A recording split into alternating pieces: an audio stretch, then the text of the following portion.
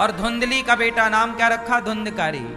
दोनों को पढ़ने भेजा, पढ़ लिख कर आए, पर दोनों एक ही चक्की काटा खाते, एक ही माँ बाप के पास रहते, पर दोनों के संस्कार में जमीन आसमान का अंतर। गौकर्ण पंडितो ज्ञानी, धुंधकारी महाखला।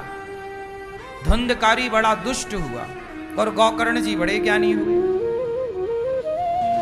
गौकर्ण जी क्या हुए? ज्ञानी। और धुंधकारी क्या बना? बड़ा होके बाप से कहता पैसे दो, माँ से कहता पैसे दो, पैसे ले जाता, जुए खेलाता, शराब पी लेता, स्त्रियों में लुटा देता, गलत काम करने लग गया। एक दिन तो बाप की पीठ में 4 थप्पड़ मारे, ए बुढ़ऊ पैसे निकाल। बहुत सताया बाप को। बाप रो पड़ा, हे विधाता, इस बेटे से तो अच्छा बिना बेटे का था मैं। अब सुनो ध्यान से, किसी किसी को बेटा होता है और किसी किसी को बेटा नहीं होता।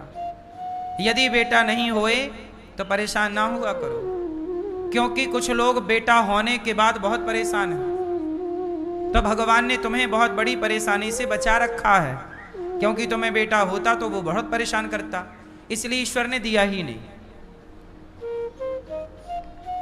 ईश्वर दें या ना दें, दोनों में ईश्वर की कृपा ही होती है। इसलिए बेटा हो जाए अच्छा है, ना होए तो भगवान की कृपा का अनुभव करो। हर स्थिति में भगवान को भजन करना चाहिए। भगवान से ही हमारा कल्याण होगा, बेटे से हमारा कल्याण ना होगा।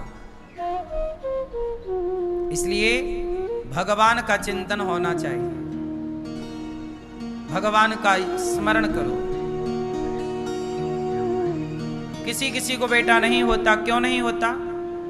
इसलिए नहीं होता क्योंकि बेटा आता है माँ बाप का ऋण चुकाने, कर्जा चुकाने। जिसके सिर पे कर्जा था उसके बेटा आ गया, जिसके सिर पे कर्जा था ही नहीं, ईश्वर ने उसे झंझट से दूर रखा। तेरे सिर पे कुछ है ही नहीं, क्या करेगा? तू ऑलरेडी मुक्त है। अब कुछ लोग कहते हैं महाराज जी हमारा बेटा नहीं है, हमारा पिंडदान कौन करेगा, हमारा तर्पण कौन करेगा, हमारा श्राद्ध कौन करेगा? तुम्हें कुछ की जरूरत है ही नहीं।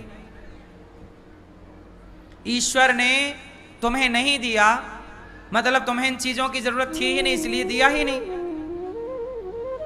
यदि जरूरत होती तो ये सब देते भगवान, क्योंकि चाबी तो भगवान के हाथ में है।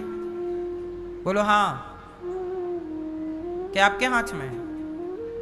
तुम्हारे हाथ में होती तो सबके ना बच्चे होते, फिर कोई बिना बच्चे का रहते ही नहीं। तो ये चाबी ईश्वर के हाथ में है। कितना देना है, क्या देना है, कैसे देना है। तुम्हारे हाथ में चाबी होती